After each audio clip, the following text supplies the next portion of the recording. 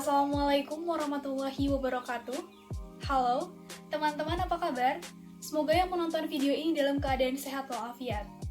Sebelumnya, yang saya hormati Bapak Herlan Firmansyah MPDME, selaku dosen pengampu mata kuliah Ekonomi Makro Islam, dan teman-teman yang berbahagia.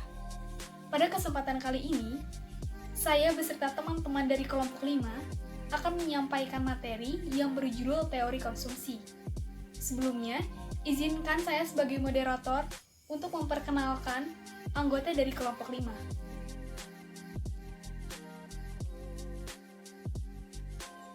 Adapun materi yang pertama, saya persilakan.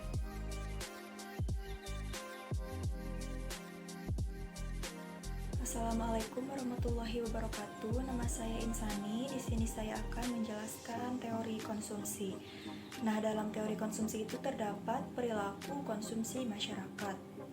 Pengeluaran konsumsi masyarakat merupakan salah satu variabel makroekonomi. Konsumsi seseorang berbanding lurus dengan pendapatannya.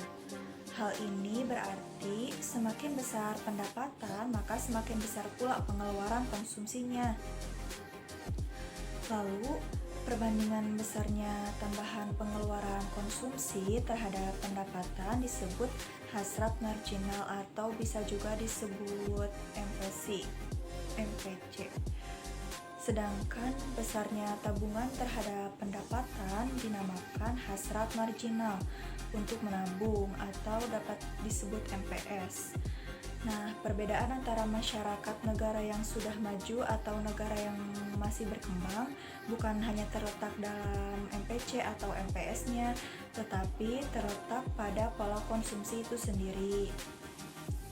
Nah, lalu bagaimana perbedaan antara konsumsi negara maju dengan negara berkembang?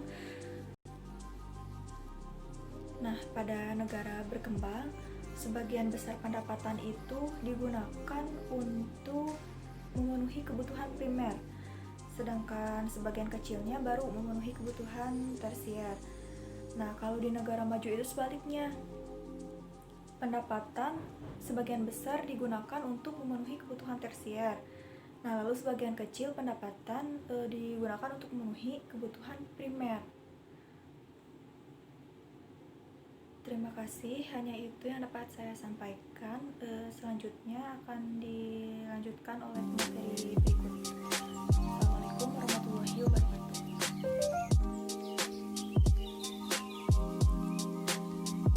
Assalamualaikum warahmatullahi wabarakatuh. Nama saya Dede Dania. Di sini saya akan melanjutkan materi mengenai pola konsumsi dan macam-macam teori konsumsi. Pola konsumsi ini dapat dikenali berdasarkan alokasi penggunaannya dan alokasi pengeluaran masyarakat ini dapat digolongkan ke dalam dua pengeluaran, yaitu yang pertama pengeluaran untuk memakan dan pengeluaran untuk bahan memakan. Adapun macam-macam teori konsumsi yang akan saya jelaskan, yaitu yang pertama mengenai teori konsumsi dengan hipotesis siklus hidup atau life cycle hipotesis. Nah, menurut teori konsumsi ini, pengeluaran konsumsi masyarakat itu didasarkan kepada kenyataan bahwa penerimaan dan pengeluaran masyarakat atau seseorang itu pada umumnya dipengaruhi oleh masa dalam siklus hidupnya.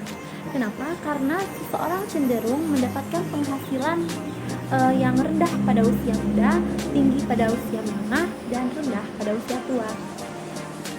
Nah, pola konsumsi ini dapat dibagi ke dalam 3 bagian berdasarkan umurnya. Yang pertama, pada usia 0 tahun sampai di mana dia bisa mendapatkan penghasilannya sendiri, maka dia mengalami de-saving, yaitu dia berkonsumsi namun dia tidak dapat menghasilkan penghasilannya sendiri.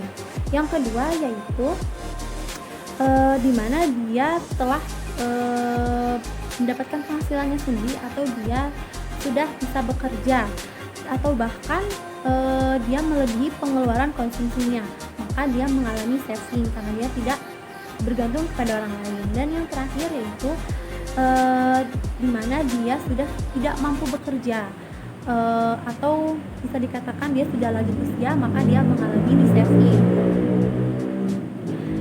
Nah, untuk teori konsumsi ini Fungsi dari teori konsumsi ini memiliki persamaan atau fungsi konsumsi, yaitu C sama dengan AAT plus AYLT plus A dalam kurung T-1 YLET.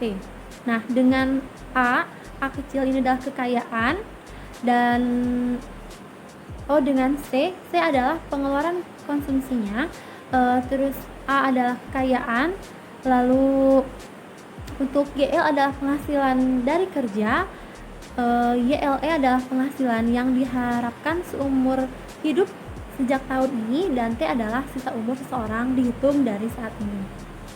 Sekian, selanjutnya materi selanjutnya akan dijelaskan oleh Adit. Terima kasih. Assalamualaikum warahmatullahi wabarakatuh.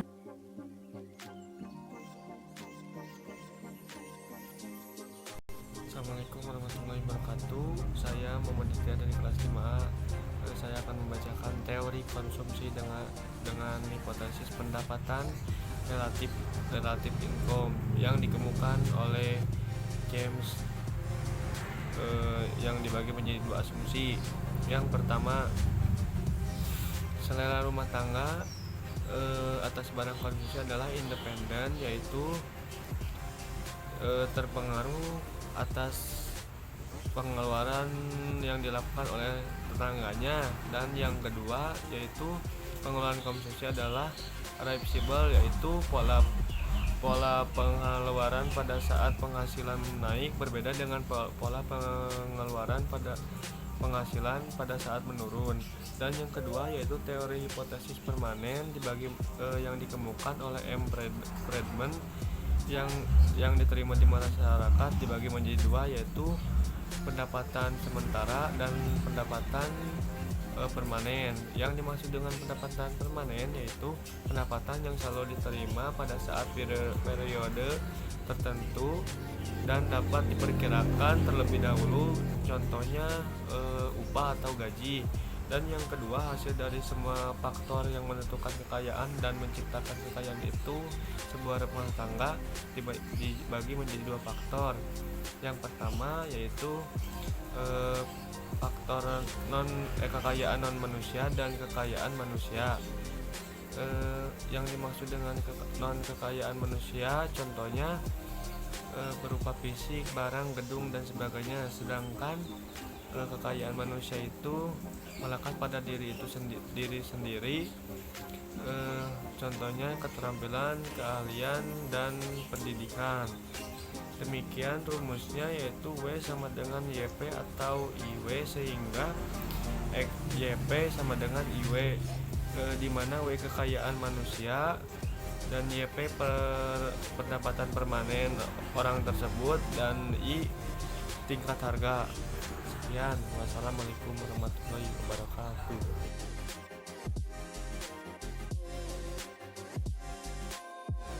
Halo teman-teman semuanya. Di sini saya sebagai pemateri keempat akan melanjutkan materi yang tadi sudah disampaikan oleh Aditya Komarudin tentang macam-macam teori konsumsi, dan yang akan saya jelaskan yaitu tentang teori konsumsi hipotesis pendapatan permanen. Teori ini dikemukakan oleh M. Friedman, dan menurut teori ini pendapatan masyarakat dibagi menjadi dua, yaitu pendapatan permanen dan pendapatan sementara. Lalu, apa sih yang dimaksud dengan pendapatan permanen dan pendapatan sementara itu?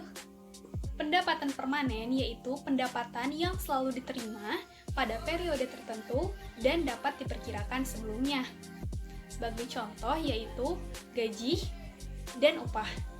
Sedangkan pendapatan sementara yaitu pendapatan yang tidak bisa diperkirakan sebelumnya. Nilai dari pendapatan ini kadang positif, kadang negatif, tergantung bagaimana situasi.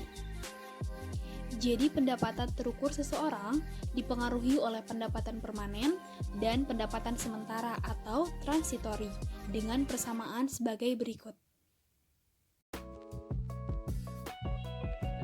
Nah, mungkin cukup sekian materi yang dapat kami sampaikan. Semoga video ini dapat bermanfaat dan teman-teman dapat memahaminya.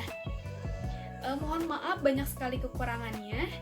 Sebelum saya akhiri, saya mempunyai satu quotes, yaitu orang bijak mengatakan bahwa ilmu itu bukan sesuatu yang dihafal, tetapi ilmu itu adalah sesuatu yang dapat bermanfaat bagi orang lain. Saya Mailani Nur Fauzia undur diri. Wassalamualaikum warahmatullahi wabarakatuh.